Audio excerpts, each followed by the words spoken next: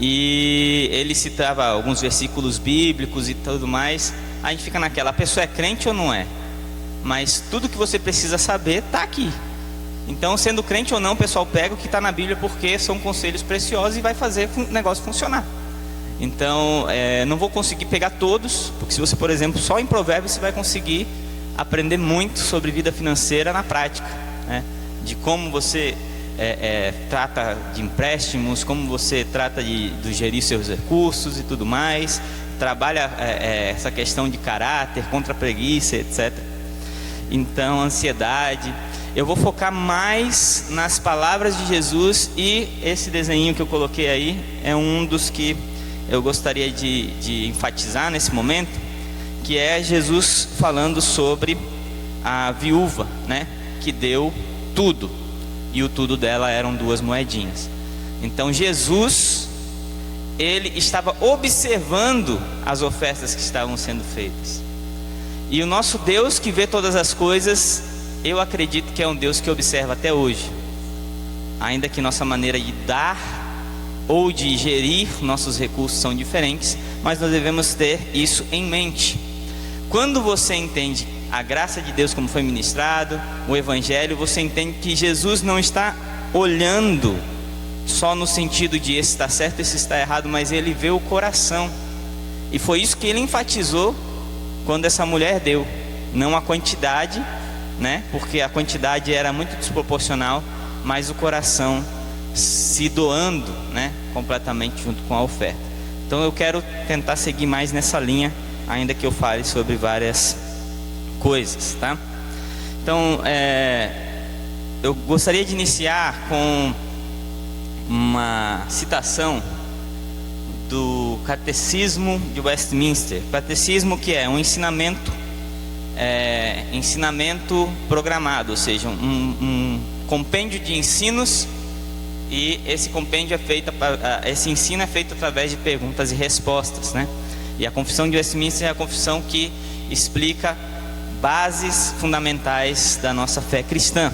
Foi feito lá na Inglaterra, irmãos se juntaram para trazer então uma confissão de fé que fizesse jus a um movimento cristão que estava se levantando naquele tempo, né? Com a reforma na Inglaterra. E aí eles organizaram isso, e existem perguntas que são feitas e respostas que são dadas. Eu ensino isso para os meus filhos, tenho ensinado, comecei esse ano, e é um livrinho que tem lá atrás, depois se você quiser, Treinando Mentes, Ensinando Corações, ou vice-versa, mas vai ver lá, tem uma pilha grande, e cada semana você ensina um desses pontos. Então qual que é o primeiro ponto que é ensinado dentro dessa confissão de fé? Qual é o fim principal do homem? O fim principal do homem deixa eu colocar aqui, glorificar a Deus e gozá-lo para sempre. Ou seja, desfrutar de quem Deus é, glorificar a Ele e desfrutar da sua bondade, da sua grandeza, do seu grande amor. Isso é possível para quem foi redimido, para quem foi justificado, para quem encontrou com Deus. Mas esse é um objetivo maior, é você viver para a glória de Deus, porque nós fomos criados para a glória de Deus, para louvor da glória, né, do nosso Deus. E a pergunta número 2, que regra Deus deu Deus para nos dirigir na maneira de o glorificar e gozar? A regra é a palavra de Deus, que se acha nas Escrituras do Velho e Novo Testamentos, e é a única regra para nos dirigir na maneira de o glorificar e gozar. Ou seja, você não vai ter um registro específico de como viver para a glória de Deus em outro lugar, a não ser nas Escrituras, está na Bíblia. E é isso que eu quero enfatizar aqui, que nós vamos aprender sobre finanças à luz da Bíblia e de porções específicas da palavra, porque toda ela vai falar sobre isso, como você glorifica a Deus e como você vive desfrutando de Deus nessa área de finanças. Você tem algo muito vasto, então nós vamos concentrar em alguns pontos, mas o objetivo principal é que Ele seja glorificado em como nós gerimos os nossos recursos, ok? O que aconteceu? Vou só ficar de olho no relógio aqui. Então, qual é o conceito de Deus? Ou no caso, nós vemos isso em Jesus, né? Sobre finanças. Isso aí eu tirei de um livro que eu já vou mostrar. Mas vamos para o texto, Lucas 21. A gente vai percorrer esses textos o máximo possível, porque a própria leitura da palavra, o Espírito Santo comunica ao nosso coração. Lucas 21, do 1 ao 4.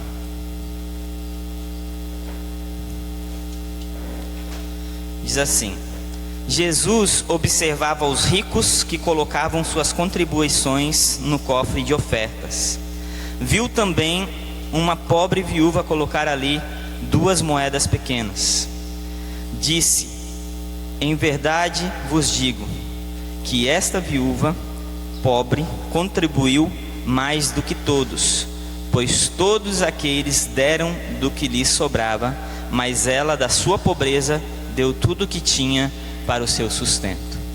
Então nós vamos tratar sobre o assunto de pobreza e riqueza, mas nós vamos começar pelo ponto daquilo que Jesus viu na doação. Jesus viu o coração que doa, que considera com os seus recursos aquilo que é mais importante. Aquilo que é mais importante é Deus e sua glória, é glorificar a Deus e ter a confiança de que dele, né, provém minha provisão, mas também ele é a minha alegria. Então o mundo se questiona quanto é que esse indivíduo tem, mas Cristo pergunta: como será que esse homem usa o que tem? O mundo pensa sobretudo em ganhar dinheiro. Cristo, na melhor forma de doá-lo, de vir a dá-lo. E quanto o homem dá, o mundo ainda pergunta quanto dá, e Cristo pergunta como deu. E o mundo leva em conta o dinheiro e sua quantidade, Cristo, o homem que dá, e seus motivos. Como é diferente nosso critério para julgar as coisas de Cristo. Nós perguntamos quanto um indivíduo dá, Cristo pergunta quanto lhe resta. Nós olhamos a oferta, Cristo pergunta se a oferta foi um sacrifício. E isso foi de um irmão chamado Andrew Murray, que viveu lá em 1800, 1900 e pouquinho no começo. E ele escreveu um livro, que é o que eu vou indicar também, que se chama Dinheiro e Vida Cristã, tá? Esse eu peguei ele como e-book, tá? E esse livro vai falar sobre a visão que Cristo Jesus tem sobre como nós lidamos com dinheiro, diferente do nosso ponto de vista. Então o meu discorrer nessa manhã vai ser voltado muito mais nessa questão de trabalharmos as nossas motivações com relação a finanças, tá? Eu poderia falar muito sobre como adquirir, poderia falar muito sobre como lidar com dinheiro, mas eu vou falar muito mais sobre coisas que revelam as nossas motivações e como algumas coisas na Bíblia vão trazer esclarecimento sobre isso. Tem esse outro livro que é Economia do Reino, Mateus Ortega. Ele vai falar sobre diferentes maneiras de lidar com finanças e diferentes perfis de que Deus colocou, na verdade, disposto nas Escrituras em como se lidar com riquezas e recursos, e como cada um de nós muitas vezes vai ser mais dotado por Deus em um determinado perfil desse, e como isso está ligado também a dons que o Espírito Santo distribui à igreja para a administração do trabalho da igreja, tá? Do serviço da igreja, seja as pessoas, seja evangelismo também ao mundo, para alcançar os perdidos. Então eu separei esse estudo em 4 pontos, tá? Que vai ser sobre provisão, qual é a utilidade do dinheiro e como lidar com a origem dele, né? Como ele chega até nós. Avarezas, eu coloquei no plural porque vai falar sobre desvios do coração quanto à maneira de lidar com o dinheiro. Sobre generosidade, que é o princípio de doação, então vai falar sobre dízimo, vou falar sobre dízimos e ofertas. E os 4 perfis, se o tempo permitir. Esse último assunto não é tão essencial, mas como eu nunca falei desse assunto, essa é a primeira vez que eu vou estar discorrendo um estudo sobre isso, então eu não sabia como gerir bem o tempo, mas se esse último ficar faltando não tem problema, porque o conhecimento principal está nos 3 pontos ali, tá bom? Então vamos para o primeiro ponto, que é a questão da provisão. Pode abrir lá, se você quiser, sua Bíblia em Lucas 12. Eu quero comparar esses 2 textos, Mateus 6 e Lucas 12, mas eu quero usar Lucas 12 como ponto principal de partida, tá? Então nós já estávamos em Lucas 20, só voltar uns capítulos.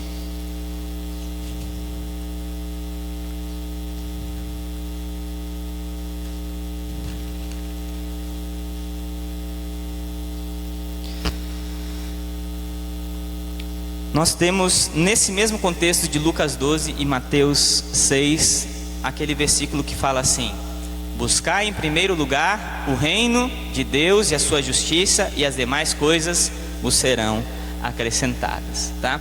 Então Deus sabe de tudo o que nós precisamos, e Ele vai falar isso. No contexto de Lucas 12, Ele estava ensinando, e aí alguém na multidão falou assim: mestre, fala para o irmão dividir a herança comigo, né? Então essa fala, Jesus ele repreende e fala assim: tomem cuidado com todo tipo de avareza. E é por isso que a gente vai entrar no segundo ponto, falando sobre a avareza. Mas Jesus, quando ele trata sobre essa questão de provisão, o primeiro ponto que nós precisamos entender é que tudo que nós precisamos vem de Deus, e Ele sabe que nós precisamos antes mesmo até de nós sabermos. Então nós que confiamos em Deus precisamos, ou nós que cremos em Deus precisamos confiar que Ele é a fonte. É dele que nós precisamos inquirir se existe alguma coisa, se há alguma falta, se algo não está se encaixando na nossa vida financeira. E Jesus está revelando isso porque Ele fala assim: Deus ele cuida dos pássaros, Ele cuida das flores. Ele usa isso como ilustração para nós, para mostrar assim: eu cuido muito bem e visto muito bem as flores, alimento muito bem os pássaros. Não se vê um pássaro voando, caindo no chão porque está morrendo de fome, né? Talvez outra coisa aconteceu. E aí Ele está explicando que nós devemos ter essa mesma confiança, que essas coisas têm um valor muito menor do que nós que fomos criados, né, para glorificar a Ele, para ter esse relacionamento com Ele como filhos, né? Então Ele cuida bem dos seus filhos, Ele é um pastor muito bom das suas ovelhas, Ele sabe o que nós precisamos. Esse é o ponto principal de confiança que nós devemos ter no que diz respeito a finanças. Quando nós saímos desse lugar de confiança, nós podemos entrar em algum desvio de ansiedade, ou seja lá qual for. Então, quando nós não estamos com o nosso coração, eu coloquei aqui a doença ali no slide, é o coração deslocado, ou seja, que não estamos com o nosso coração em Deus, essa confiança em Deus, um sintoma aparece. Qual sintoma é? Ansiedade.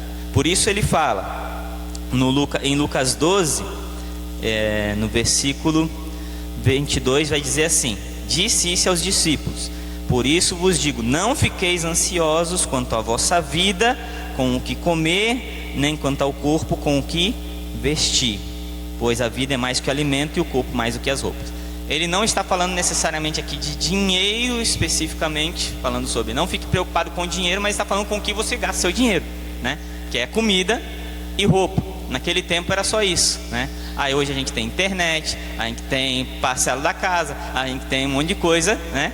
E claro que eles tinham muitas outras coisas, tinham impostos, tinham suas limitações, mas Jesus está dizendo, está resumindo tudo ao essencial, ao que a pessoa precisa para sobreviver. E Ele fala assim: não se preocupem, tá? Não se preocupem. Então, o que eu estou querendo dizer não é que você não se preocupe só com as roupas e o resto você pode preocupar com internet, com tudo mais, com as contas, com a escola do filho, não. O que eu estou querendo dizer é que a ansiedade mostra que você está olhando para as coisas e não está olhando para Deus. Então, seu coração está deslocado de alguma forma. Então, nós precisamos identificar se esse sintoma, ele é um sintoma que está muito agravado, ou seja, você tem um ídolo, ou que isso é uma tentação recorrente, porque realmente é uma tentação para todos, né? Sempre quando algum desafio financeiro bate na sua porta inesperado, isso vai gerar em você uma certa ansiedade, mas você vive debaixo dessa ansiedade ou não, né? E você toma decisões baseadas na ansiedade, ou você toma suas decisões baseadas na sua confiança em Deus. Isso nós precisamos verificar. E aí nós precisamos entender que com relação à provisão, o que nós precisamos para viver, Deus, ele fala que Jesus ele fala que nós não devemos andar ansiosos, mas em momento algum nós devemos ser preguiçosos. Ou seja, a sua despreocupação não significa que você vai viver uma vida inconsequente. Então, nem ansiosos, nem preguiçosos. Em Mateus 25 nós temos a parábola dos talentos, tá? Eu vou só contar aqui, depois você pode aprofundar lá. Mas Jesus está falando sobre um senhor, o dono de uma propriedade, dono de servos, de escravos, e ele vai viajar e ele fala, entrega para cada um desses uma quantidade significativa de dinheiro, uma grande quantidade de dinheiro, porque talento era como se fosse né, os 3 zeros ou 6 zeros aí que nós temos, era uma quantidade muito alta de dinheiro. Mesmo quem recebeu 1 talento recebeu bastante dinheiro. Se não me engano era 23 quilos, tá, de determinado, seja prata ou ouro. Então ele recebeu 1 talento, provavelmente eram moedas, né, era em ouro, e ele recebeu um tantão de dinheiro, mesmo que recebeu 1 talento. E cada um dos que recebeu 5, um recebeu 5, outro recebeu 2 e outro recebeu 1. E aquele que recebeu 5, aquele que recebeu 2, ele fez render, ou seja, ele não foi preguiçoso, tá? Mas, então, concluindo a parábola lá no versículo 26 e 27, vou lá para Mateus 25, diz assim: o que recebeu 1 talento falou: eu fiquei com medo e fui esconder na terra o teu talento, aqui tens o que é teu. Mas o Senhor lhe respondeu: servo mau e preguiçoso, sabias que colho onde não semeei e recolho onde não plantei? Devias então entregar o meu dinheiro aos banqueiros, e ao voltar eu teria recebido com juros. É um ensinamento especificamente sobre finanças. Aqui Jesus está falando sobre a sua vinda, tá? A vigilância, nosso serviço a Deus. Então não se resume só a finanças, se resume a sua vida em dedicação a Deus. Você recebeu algo de Deus, você bota aquilo para funcionar. Mas o que ele está repreendendo? A preguiça. Servo mau, negligente, né? E preguiçoso. Por que você não botou no banco para render? Botar no banco para render é fácil ou é difícil? Eu tenho descoberto que não é tão fácil assim. Não é tão simples. Você tem que investigar os investimentos, o banco. Mas era muito mais simples do que qualquer outra coisa. Mas ele preferiu não fazer nada. Então isso não é uma opção na vida cristã. Você não pode ser preguiçoso nem negligente. A sua provisão, você confia em Deus, você se dedica, você trabalha, mas você sabe que em última instância é de Deus que vem, tá? Porque se você confiar em si mesmo, uma hora isso vai dar errado. Então eu trabalho, né, o meu estilo de trabalho é um trabalho onde eu presto serviço e eu mesmo procuro os meus clientes. Então tem momentos que eu estou cheio de gás para trabalhar, cheio de criatividade, mas não tenho um cliente. Então eu tenho que confiar em Deus, porque eu sei que é Ele que vai mandar. E às vezes eu tenho um cliente, já teve algumas vezes que eu recebi propostas boas, aquele cliente me mandou, eu fiz todo um projeto para ele, a pessoa ligou para mim, falei: dessa vez o projeto vai andar aqui, o negócio é bom. Quando dá um dia depois, fala: infelizmente aconteceu alguma coisa, a gente vai ter que cancelar. Então nós estamos sujeitos a intempéries, a coisas que não estão no nosso controle, né? Às vezes você ganhou um extra, ganhou alguma coisa e de repente acontece alguma coisa e você, poxa. Então a nossa confiança tem que estar em Deus. Por mais que você tenha força para trabalhar e tudo mais, no fim das contas, a nossa confiança tem que estar em Deus. Não ansiedade, não esforço, porque eu confio na minha própria força para ter muito, mas porque é digno que uma pessoa que trabalhe com excelência para a glória de Deus, seja o que ela for fazer. Então eu procuro sempre oferecer o melhor serviço para os meus clientes, porque eu sei que eu sirvo um Deus e que eu estou fazendo aquilo para Deus. E aconteceu esses dias atrás, de um cliente que eu falei, fiz todo o projeto, ele gostou, mas ele decidiu procurar outra pessoa para fazer, e depois ele voltou com outro trabalho e falou: eu gostei do que você fez para mim só de amostra, eu quero chamar você para fazer outro projeto. Então a gente passa por coisas assim e vale a pena confiar em Deus. Nesse meio tempo, fiquei ansioso? Fiquei. Aí sentei com minha esposa, contei a história, a gente orou e muitas coisas Deus traz essa resposta, né? Então nós precisamos confiar que Deus sabe de tudo que nós precisamos e que dele, né, vem nossa provisão, e precisamos também aprender a ser diligente naquilo que nós fazemos e como nós trabalhamos. Separei o segundo ponto para falar sobre avarezas. Por quê? Porque os desvios de coração, eles se manifestam de diversas formas, tá? E eu acho que esse diagnóstico vai ser muito precioso, porque foi muito precioso para mim. Como Deus tem lidado em mostrar para mim como lidar com finanças, ele é algo que fala profundamente do nosso coração. Então por isso que Jesus, ao tratar sobre dinheiro, ele fala: vocês não podem servir a 2 senhores. vocês não podem servir a Deus e as riquezas, ou a Mamon, né, que é o Deus das riquezas, porque o dinheiro, ele é um senhor, ele pode tomar essa forma de senhorio e dominar a vida da pessoa, e ela ser dominada por esse senhorio, e ela viver debaixo de uma opressão, de uma escravidão desse senhor maligno, que é nada mais do que Satanás prendendo a vida da pessoa, né? E aí ele se manifesta em diversas formas, e a palavra que a Bíblia fala, mostra para definir essa vida governada por esse senhor é avareza, ou cobiça, ou ganância.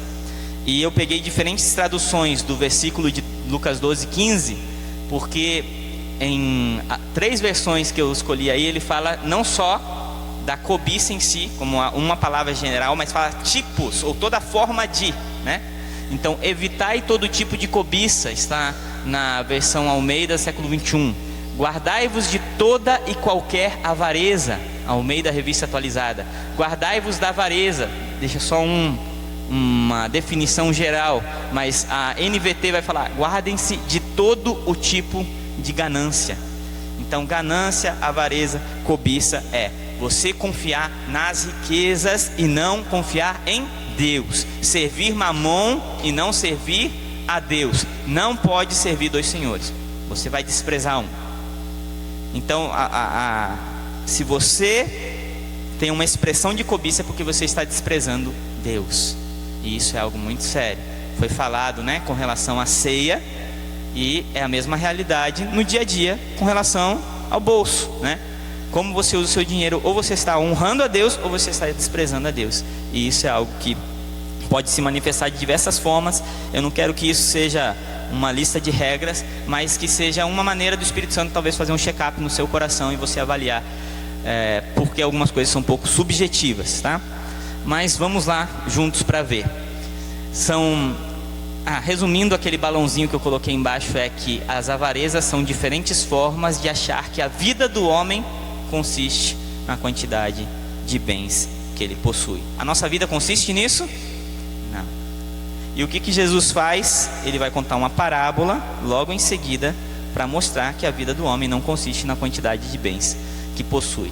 Então essa parábola mostra a primeira forma de avareza, a primeira expressão de avareza, que é de acumular bens para confiar neles, tá? E em Lucas 12:16 diz assim: propôs-lhes uma parábola dizendo: o campo de um homem rico havia produzido com fartura. Ele pensava consigo mesmo: que farei, pois não tenho onde guardar o que colhi? Então disse: vou fazer isto: derrubarei os meus celeiros, edificarei outros maiores, e neles colocarei todo o meu cereal e os meus bens. Então direi a mim mesmo: armazenaste muitos bens para vários anos, descansa, come, bebe e alegra-te. Mas Deus lhe disse: insensato, esta noite te pedirão a tua vida, e o que tens preparado, para quem será? Assim é aquele que ajunta tesouros para si, mas não é rico diante de Deus. Ou seja, juntou muitos bens e aí disse: pronto, agora eu posso desfrutar da vida, porque eu tenho muita coisa para me dar o backup, para me dar o suporte. E aí você vai morrer, e que vida você vai desfrutar se morre? Então o que ele está querendo dizer é: pode ter muito, a sua confiança em desfrutar da vida diariamente deve ser Deus. Eu quero desfrutar de Deus, eu quero amar a Deus, eu quero viver com Ele, eu quero viver para a glória dEle, eu quero ter essa vida de sacerdócio para saber de Deus até como usar os meus recursos, ou se eu estou em falta de recursos, como receber mais para que isso seja sanado. Mas em Deus eu vou encontrar, né, essa solução. Então, juntar bens por juntar, querer ter muito acumulado para ter segurança naquele muito que está acumulado, é uma das formas de avareza que Jesus ele vai combater aqui. E no final desse trecho, né, desse contexto aqui, ele vai dizer: buscar em primeiro lugar o reino, e as demais coisas vos serão acrescentadas. E ele fala: vendei os vossos bens e dai esmolas, fazei bolsas que não envelheçam, tesouros no céu que jamais acabem, onde o ladrão não chega e a traça não destrói. Isso é versículo 33, capítulo 12. Então Jesus ele vai incentivar ao desapego, tá? E isso é algo que nós devemos praticar constantemente. Quando eu falar sobre generosidade, eu vou entrar mais nesse assunto, mas você já tem uma maneira de você combater um ídolo, que é através de confiar em Jesus e dar, como uma amostra de confiança em Jesus. Segunda maneira de avareza se manifestar é ser amigo dos prazeres, tá? E aí esses textos que tem aí em 2 Timóteo 3, 4, 6, ele vai falar: nos últimos dias os homens serão, aí vai dar uma lista, e aí ele vai dizer assim: mais amigos dos prazeres do que amigos de Deus. Então, amizade, o desejo por usar o seu dinheiro para somente ter prazeres desse mundo, prazeres terrenos, tá? Isso é uma forma de avareza. 1 João 2,15, ele vai dizer que não dá para ser amigo do mundo, né? Eu quero ler esse texto e depois eu vou voltar para Tiago também.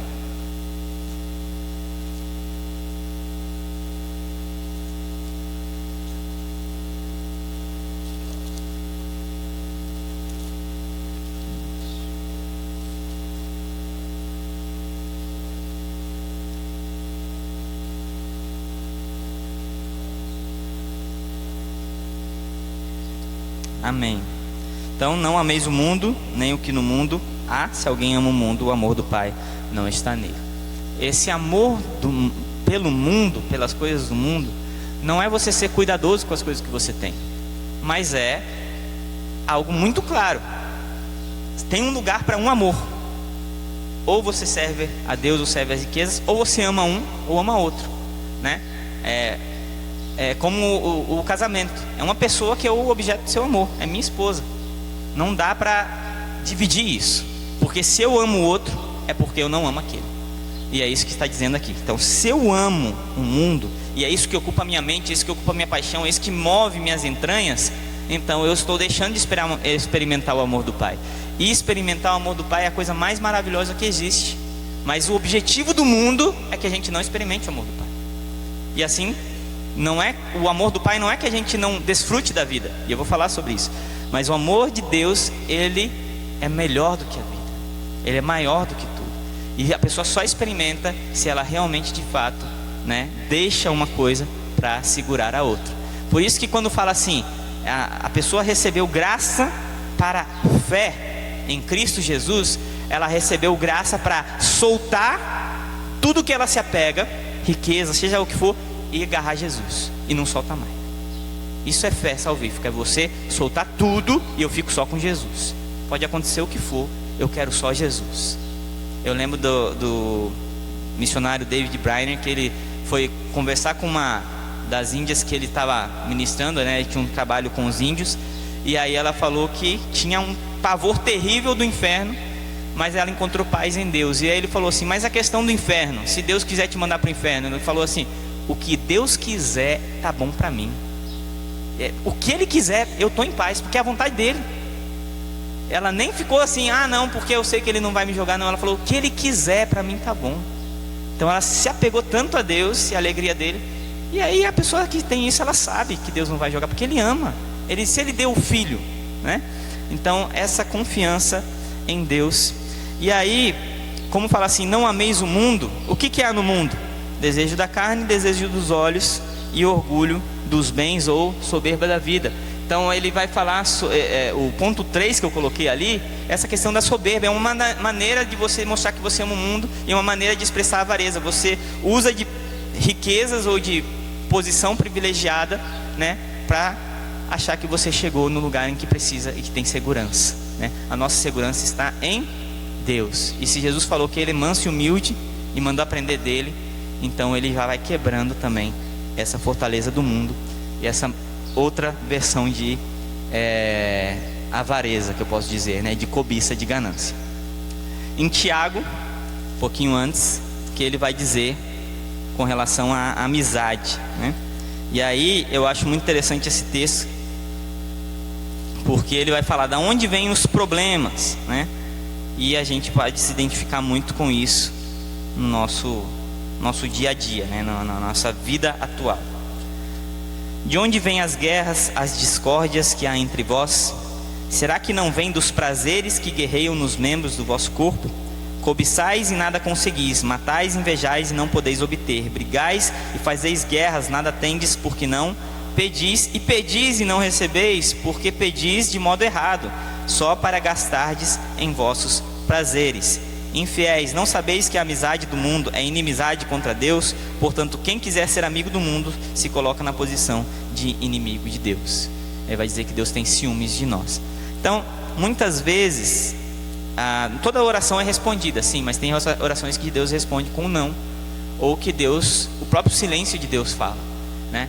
Então, às vezes você está precisando de alguma coisa, ele fala aqui, você pede e não recebe porque está pedindo só para os seus prazeres. Você está pedindo para Deus manter ou, né, apoiar ou financiar a sua idolatria. Ele não vai fazer isso, né? E tem um versículo em Isaías 57 que ele fala assim: eu fiquei quieto e você pensou que eu estava concordando contigo, falando com o povo, né?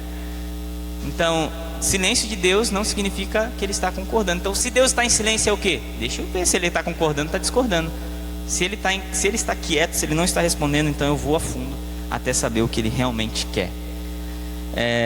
Então, eu já falei sobre essa questão do orgulho, mas esses textos é para mostrar que o que nós temos não é para gastar em prazeres. E os textos de baixo, de Efésios 4:28, 2 Tessalonicenses, é que Deus não nos priva de prazeres. Ele permite que nós tenhamos prazeres, e Ele até incentiva que nós usemos nosso dinheiro para descansar, para deleitar, né? Fala que isso é uma dádiva de Deus. A diferença é, eu considero o prazer como Deus ou considero o prazer como uma dádiva de Deus? Entendeu? É bem isso. E aí em Efésios 4:28 ele fala assim: quem roubava, não roube mais, mas trabalhe. Ele não fala assim, não roube mais, quem mente, não mente mais. Não, ele só fala assim, quem roubava, não roube mais, mas trabalhe, para que tenha dinheiro, e use esse dinheiro para doar para os outros e de forma legítima. Então, usar o seu dinheiro para descanso, para se deleitar, para fazer um churrasco, para essas coisas, não é errado, tá? Ah, mas o churrasco é o prazer da carne nos dois sentidos, né? A carne assada e a carne do corpo. Mas como você vai fazer uso disso? O churrasco, a vida de prazeres é o seu Deus, ou você está desfrutando? Obrigado, Deus, obrigado porque isso veio de ti e eu posso me alegrar com paz no meu coração. É isso que Eclesiastes vai dizer. Eclesiastes 2:24, ele vai dizer assim: o ímpio, que é alguém que tem a riqueza como um ídolo, ele não desfruta, porque para ele está gastando, ele está tendo aquele prazer, mas na mente dele já está tão focado em como ter mais, que ele não desfruta. Ele fala assim, Deus até deixa o ímpio juntar dinheiro, e aí depois pega aquilo e passa por justo. Ele faz isso. Então, o outro versículo de Eclesiastes vai dizer assim, que aquela pessoa que trabalha e recebe de Deus e usa legitimamente, pode até não ter muitos recursos, mas ela tem um sono tranquilo. Ou seja, o que ela tem não está incomodando ela de noite. Mas o ímpio, a riqueza dele, o tanto que ele tem guardado, não deixa ele dormir. Então esses são sintomas da avareza que a gente pode usar para examinar o nosso coração. Tem tanto que não deixa dormir, e aquele tem pouco e dorme tranquilo. Por quê? Porque ele está confiando em alguém. Em paz me deito e logo pego no sono, porque o Senhor Deus me faz repousar em segurança. Ele é minha segurança. Então essa é a diferença crucial. Fica lá, tá? Um olho no peixe, outro no gato. Outras expressões, eu usei essas daqui porque são expressões populares lá da onde eu vim, tá? Como eu não sou daqui, mas vocês conhecem, né? Pão duro, mão fechada. Eu ia até botar o desenho de um homenzinho nadando, que vocês sabem que tem aquela do sonrisal, né? Atravessa o rio com o sonrisal na mão e não dissolve. Então, que não quer repartir, não dá, não divide. Em Lucas 16, Jesus está ensinando sobre isso. E ele vai advertir, vai repreender os fariseus, porque eles eram avarentos, tá? Versículo 20, deixa eu ver aqui, 16. Versículo 14, os fariseus que eram gananciosos, outras versões falam avarentos, ouviam essas coisas e zombavam dele. Que coisas que eles ouviam? A parábola que Jesus contou anteriormente. Lucas 16 vem depois de Lucas 15. Lucas 15 é o capítulo das parábolas sobre os perdidos, tá? E aí depois que Jesus termina falando sobre o filho pródigo, ele vai falar: Jesus também disse aos seus discípulos: havia um homem rico que tinha um administrador. Essa é a parábola do administrador infiel. Está na sequência, tá? Ela está na sequência sobre os perdidos. E aí essa parábola é um controversa, porque parece que Jesus está louvando o infiel. Mas ele está dizendo que o infiel soube um princípio legítimo de Deus em como usar os seus recursos. Na verdade, nem recursos que não eram nem dele. Mas ele fala assim, ele usou o que não era dele. Ele fez o errado, mas com o objetivo certo. Então ele fala assim: use o que você tem para o objetivo certo. E qual é o objetivo certo? Ele pegou daqueles recursos, porque ele estava devendo o patrão, ele não estava usando bem os recursos do patrão, o patrão ia mandar ele embora. Aí ele pegou quem tinha dívida com o patrão, o que ele fez? Tua dívida aqui tá diminuída, viu? Escreve lá que diminuiu. Meu caderninho aqui não está constando 20 não, está constando 10. E aí o cara falou: obrigado, né? E aí ele sabe, depois que eu for demitido, todos esses que eu ajudei vão me receber. E Jesus está falando assim, ele fez o errado, mas você tem o certo, faça o certo. Use os seus recursos para fazer amigos. Use os seus recursos para fazer amigos. Então, qual é o versículo que fala isso? Versículo 16:9. Vos digo ainda, fazei amigos por meio das riquezas da injustiça, para que quando estas vos faltarem, eles vos recebam nos tabernáculos eternos. O mundo é injusto, meus irmãos. Muito do que a gente recebe, é difícil você conseguir, ver justiça naquilo. Mas ele está falando, pega os seus recursos desse mundo caído, desse sistema terrível, e faça amigos. Porque esses amigos, você vai entrar com eles no tabernáculo eterno. Imagine a pessoa tão focada em dinheiro, tão preso nas riquezas, que ele não quer gastar. E aí ele chega nos tabernáculos eternos, e aí ele vai sentar para comer com alguém ali, né? Naquele banquete do reino. E fala assim: primeira vez que tu vem sentar comigo, viu? Para a gente comer. Esses dias eu chamei um irmão, falei: vamos tomar um cafezinho. Não tá com esses dinheiros sobrando não, mas fui num lugar que eu sabia que o preço condizente. Sentamos lá, tomamos um café. Ele abriu o coração, foi precioso para mim e para ele, me abençoou tanto. Eu vou entrar nos tabernáculos eternos com esse amigo do meu lado, falando assim: e aí, como foi bom? E como vai ser bom nós continuarmos a desfrutar disso, dessa amizade. Então, dá a entender que, e eu creio nisso, que na eternidade você vai continuar reconhecendo seus amigos e vai desfrutar. Então, vive a amizade agora. Jesus passou 3 anos com amigos, né? Ceiou com esses amigos, abriu o coração para eles. Orem comigo, eu estou angustiado a ponto da morte. Então, gasta seus recursos com seus amigos. E quais recursos são esses? Eu coloquei ali, além de dinheiro, tem casa, tá? E esses versículos, Colossenses 4:15, vai falar sobre Priscila e Áquila, a igreja que se reúne na casa deles. Qual é o recurso deles? A casa. Eu abro a casa para que pessoas se acheguem, amigos se acheguem, e eu tenha comunhão com esses amigos. Disponho do meu tempo. Coração de mãe. Esse é um recurso que eu fui muito abençoado. Eu coloquei isso porque eu li esse texto de Romanos 16, e Paulo fala assim: saúda o meu irmão e a sua mãe, porque ela também foi uma mãe para mim. O meu amigo Eduardo, lá em Curitiba, eu ia para a casa dele, gostava dele, sempre andei com ele, mas a mãe dele era mãe para mim. Sabe aquele coração de mãe que você pisa na casa, você sente o cheirinho do café, você senta na mesa ali, você pensa que é sua casa, e não era minha, era ela tinha aquele coração de mãe. Com aquele coração de mãe, ela me cativou. Nós andamos muito juntos como amigos, por muito tempo. Quando eu fui para Curitiba, depois que eu cheguei de Moçambique, ela falou assim: eu não estou mais morando naquela casa, mas se você quiser morar lá, eu deixo você morar lá. Ela liberou a casa e eu morei naquela casa por 6 meses, sem pagar nada. Eu e minha esposa. Porque para ela era filho dela. Então ela tinha um coração de mãe, o recurso dela era esse. Ela não me deu oferta de dinheiro no bolso, não fez, mas ela me recebeu de tal forma, gastou muito mais, investiu muito mais em mim. Eu sou grato até hoje, não esqueço, não tenho como esquecer.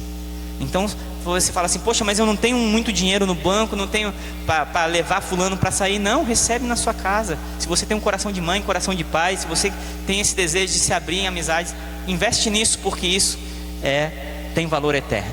Amém? Outro ponto, outra expressão de avareza é a ganância e falta de contentamento, ou ganância por falta de contentamento. Eu quero mais porque o que eu tenho não chega. É isso que vai ser muito claramente denunciado por Paulo lá em 1 Timóteo 6. E esse é um dos textos mais comuns falando sobre dinheiro.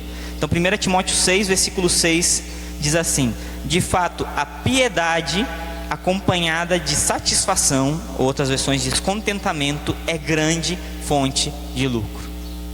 Eu tenho muito lucro, 300%, se eu tenho piedade, que é vida com Deus, e estou contente com o que eu tenho, que eu sempre quero mais.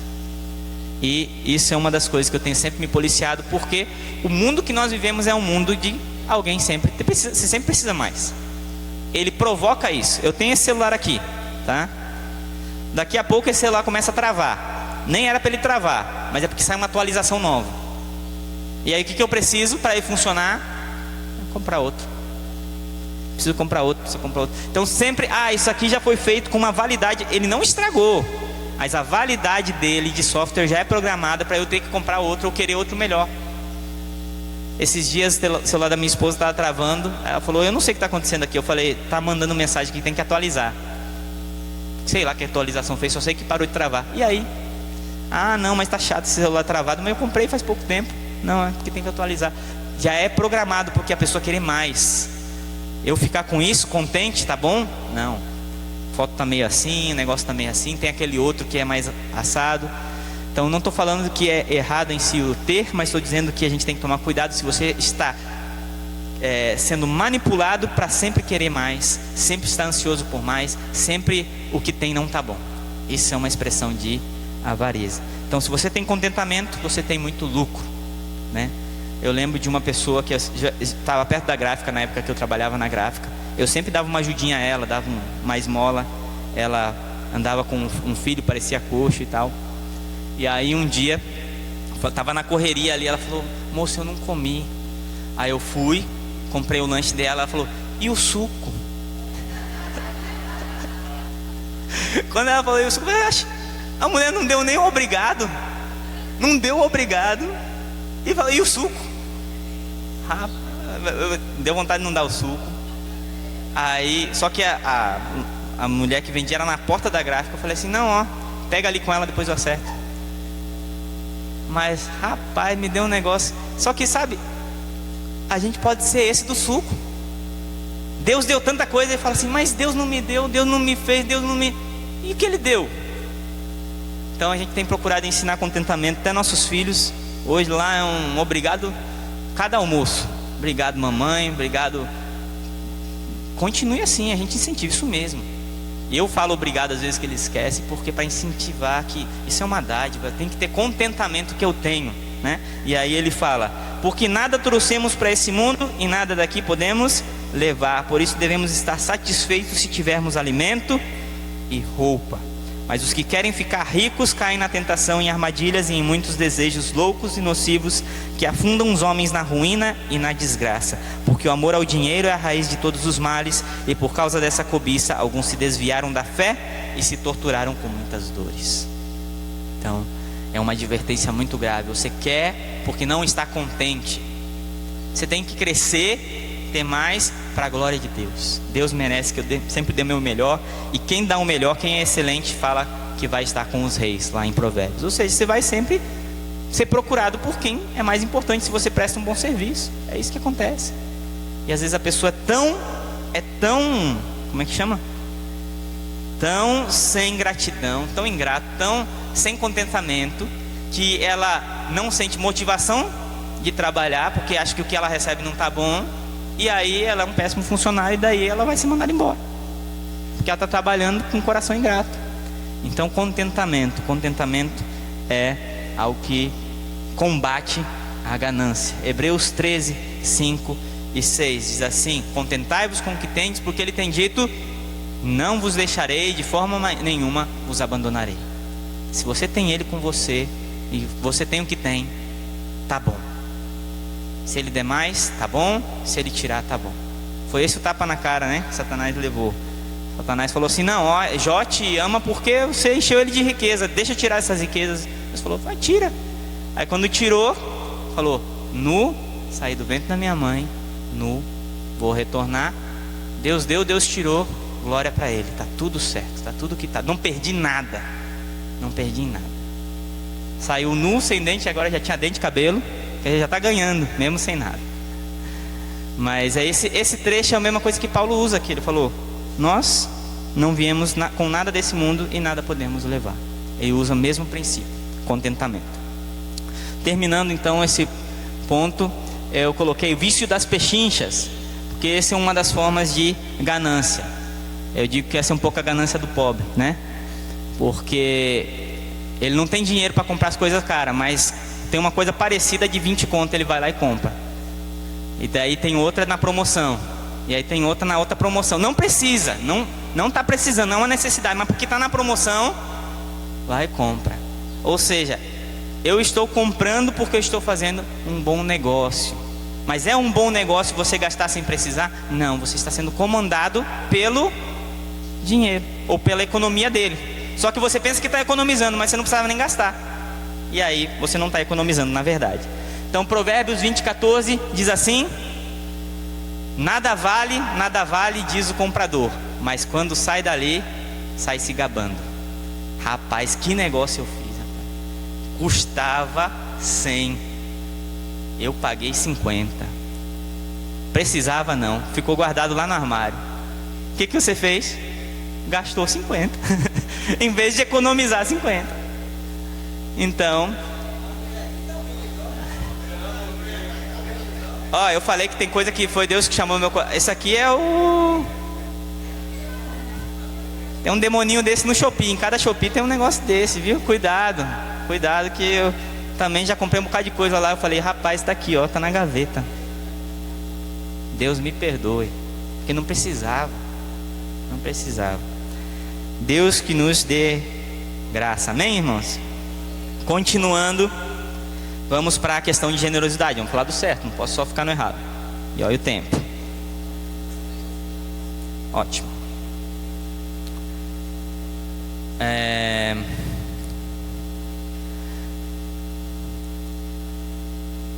Em 2 Coríntios, versículo 8, 9, essa aqui é a base, preciso ler, dá para deixar sem.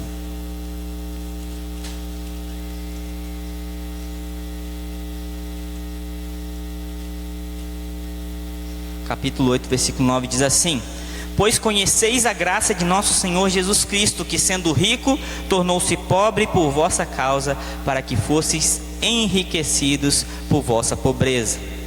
Ou seja, Jesus rico se fez pobre. Quando Jesus fala com o jovem rico: vende tudo que tem e me segue, ele fala algo que ele não experimentou? Ele sabe. O jovem rico tinha pouco, o jovem rico era pobre perto de Jesus. Jesus renunciou tudo para que nós fôssemos ricos. Então isso é generosidade. Ah, mas eu nunca fui rico, né? Jesus sendo rico se fez pobre. Eu nunca fui rico, então não vou poder me fazer pobre, porque eu sendo pobre me fiz pobre. Não é isso que ele está querendo dizer. Ele está querendo dizer que nós devemos ter a nossa generosidade não baseado em quem é rico ou quem é pobre, baseado em Jesus. Paulo está falando assim: doem baseado em Jesus. Jesus é rico, se fez pobre. Olha para Jesus, ele é o teu ponto de imitação. Você vai imitar ele, não é fulano. E aí o que aconteceu lá em Atos? Eles olharam para Barnabé, Ananias e Safira: vamos imitar, mas poxa, dá tudo, né? Então a gente fala que a gente deu tudo, mas a gente guarda um tanto lá. Não é para imitar os homens, é para olhar para Jesus. Imita Jesus. Jesus deu tudo, sendo rico, se fez pobre. Mas Jesus recusou aquele perfume? Não, perfume caríssimo. Ele falou: ô mulher, para que isso? Não. Quando falaram que era para dar para os pobres, ele falou: não, eu sou digno, pode gastar comigo. Então ele sabia como usar e como os outros deveriam usar. É ele que vai nos dizer como nós devemos usar recursos. Dízimos e ofertas, botei essa observação aí é polêmica, né, gente? Não há registro sobre coleta de dízimos na igreja do Novo Testamento. Isso é uma polêmica. Eu lembro quando eu era adolescente, meu tio, pastor na igreja lá em Balneário Camboriú, Santa Catarina, uma pessoa na cidade, na época não tinha YouTube, então não espalhava, né, essas doutrinas novas e tal, tudo mais. Uma pessoa naquela cidade pegou e escreveu um livro passando para as igrejas sobre dízimo, é coisa do Antigo Testamento, coisa da lei. E aí virou um rebuliço lá e tudo mais, todo mundo preocupado. Mas não tem, falando assim, os apóstolos recolheram o dízimo, não tem esse nome dízimo no meio do que a igreja fazia como coletas. Então nós precisamos entender, porque se a pessoa vier com esse argumento, você diz não, mas não tem esse nome escrito. Mas você tem outras coisas que é igual e até mais, mas só não tem o nome dízimo. E aí? Fala, não, irmão, realmente não tem esse nome dízimo, mas tem tudo isso aqui, ó. Tu faz? Deixa eu dar o dízimo mesmo, que é melhor. Sai mais barato, né? Que a pessoa está focada só nisso. Então, nós precisamos entender o princípio de funcionamento em toda a Bíblia e aplicar na igreja. Então, dízimo ocorreu antes da lei, tá? A gente fala, dízimo é coisa só da lei. Não, ocorreu antes. Abraão deu dízimo. Jacó falou assim, ó, para provar que você é meu Deus, eu vou dar o dízimo de tudo. Ou seja, antes mesmo, só a consciência dele de que Deus é Deus, Deus era digno, ele dá. Continuando, na lei, os levitas, né, eles eram aqueles que deveriam recolher esse dízimo. Tem alguns textos que eu quero, para questão do tempo, só passar rapidamente. Deuteronômio 26, vamos ali, Deuteronômio 26.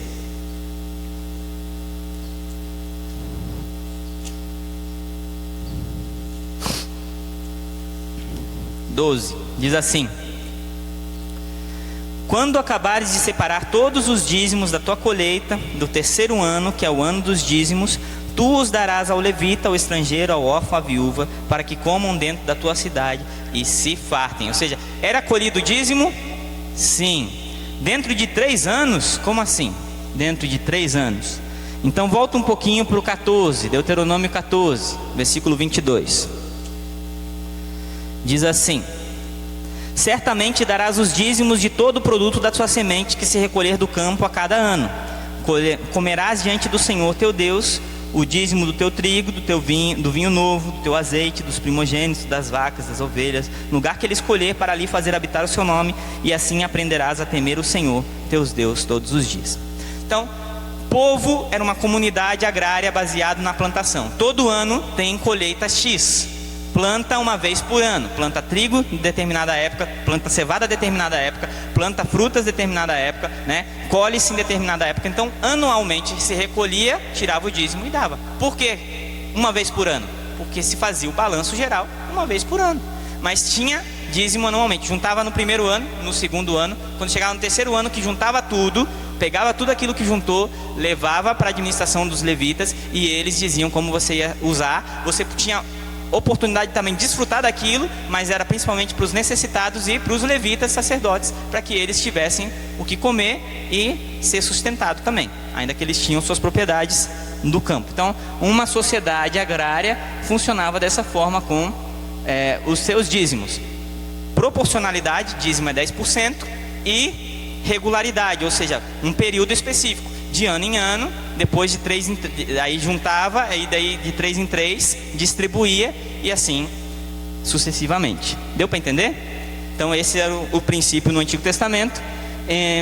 Ali vai falar sobre que isso depois foi juntado para o templo, né? No lugar que Deus escolheu para colocar o seu nome, foi para Jerusalém, e é por isso que nós temos Malaquias 3, fala casa do tesouro, é um lugar no templo aonde os sacerdotes administravam os dízimos que eram doados para os necessitados, mas também para manutenção do sacerdócio. No Novo Testamento, você vai ter os mesmos princípios.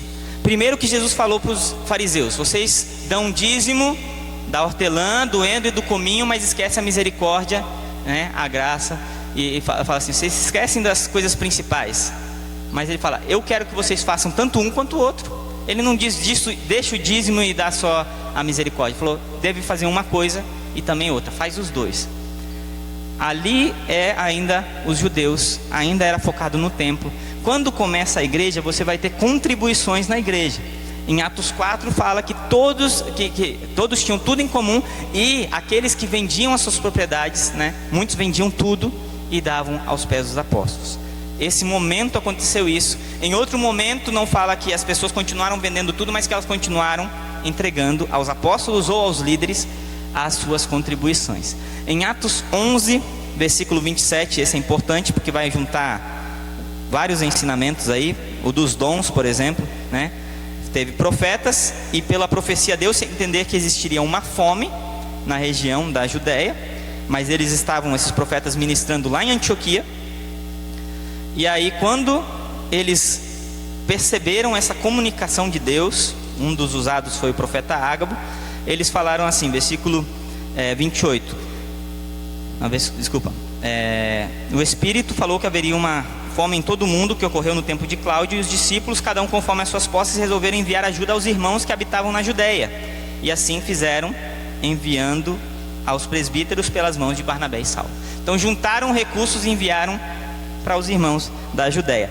Eles resolveram conforme as suas posses, conforme o que tinham. Então esse conforme a posse tem a ver com proporcionalidade, ou seja, uma proporção. 10% é 10% para quem recebe 100, para quem recebe 1.000, para quem recebe 10.000. Cada um vai dar uma oferta proporcional. Separar-se uma oferta proporcional. Não falou se foi 20, se foi 30, se foi 40, mas foi uma oferta proporcional. Da mesma forma, Romanos 15, Paulo fala: vamos juntar essa oferta, tá?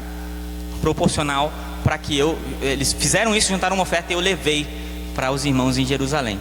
E, pode falar. É 23, desculpa, não é 22, né? É 23. 23. Mateus 23, que é o capítulo das repreensões. Obrigado. E por fim, 1 Coríntios 16.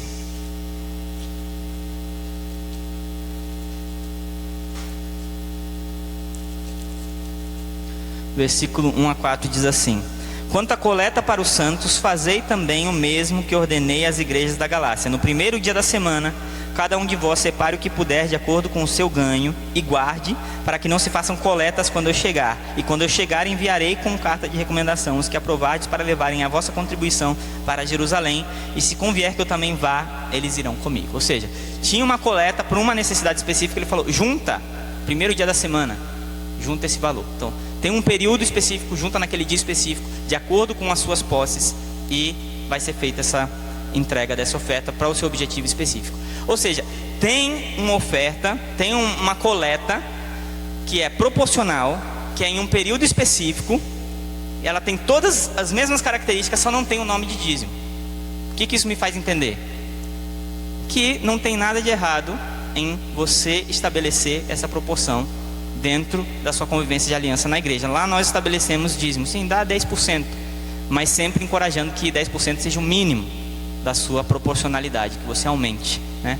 Tem homens na história da igreja, homens na história recente, que eles viveram com o 10%, eles davam 90%. Então eles escolheram essa proporcionalidade. É isso que a graça nos convida, tá? Então não tem o nome, mas tem tudo. Tem proporcionalidade, tem periodicamente, e tem